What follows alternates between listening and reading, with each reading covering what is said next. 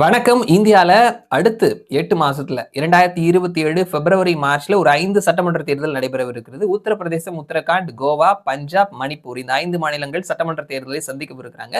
அந்த மாநிலங்கள்ல தற்பொழுதைய நிலவரப்படி மே, ஜூன்ல நிலவரம் எப்படி இருக்குது? யார் ஆட்சிக்கு வருவதற்கு இந்த டேட்ல தேர்தல் நடந்ததுன்னா யார் வெற்றி பெறுவதற்கான வாய்ப்புகள் இருக்குது அப்படின்னு சொல்லிட்டு கருத்து கணிப்பு முடிவுகளை தொடர்ந்து நம்ம பார்த்துட்டு இருக்கிறோம். அந்த வகையில இந்த வீடியோல நாம கோவா மாநிலத்துல யாருக்கான வெற்றி வாய்ப்புகள் இருக்குது அப்படின்னு சொல்லிட்டு ஜன்லுக் போல் ஒரு கருத்து கணிப்பை எடுத்து வெளியிட்டு இருக்காங்க. கோவா மாநிலத்துல 2012ல இருந்து தொடர்ந்து 3வது 5 ஆண்டா பிஜேபியினுடைய அரசாங்கம் இருக்குது. பிரமோத் சாவந்த் மாநிலத்தினுடைய முதல்வரா இருக்கிறாரு.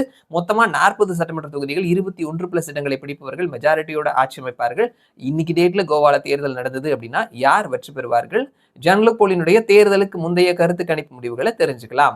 மொத்தமா இருக்கக்கூடிய 40 இடத்துல என்டிஏ 21ல இருந்து 24 இடங்களையும், இந்திய அலையன்ஸ் 9ல இருந்து 12 இடங்களையும், மற்றவர்கள் 6ல இருந்து 7 இடங்களையும் கைப்பற்றுவார்கள் சொல்லியிருக்கிறாங்க. என்டிஏ மினிமம் சீட் பிடித்தா கூட மெஜாரிட்டியை கிராஸ் பண்ணி போறாங்க. சோ என்டிஏவினுடைய அரசாங்கமே தொடரும். தொடர்ந்து 4வது முறையா என்டிஏவினுடைய அரசாங்கம் தொடரும் அப்படின்னு சொல்லிட்டு ஜன்லுக் போல் சொல்லியிருக்கிறாங்க. என்டிஏ 21ல இருந்து 24, இந்திய அலையன்ஸ் 9ல இருந்து 12, மற்றவர்கள் 6ல இருந்து 7. தற்பொழுது இருக்கக்கூடிய என்டிஏ அரசாங்கமே கோவா மாநிலத்துல தொடரும் அப்படின்னு சொல்லி தேர்தலுக்கு முந்தைய கருத்து கணிப்பு முடிவா ஜன்லுக் போல் சொல்லியிருக்கிறாங்க.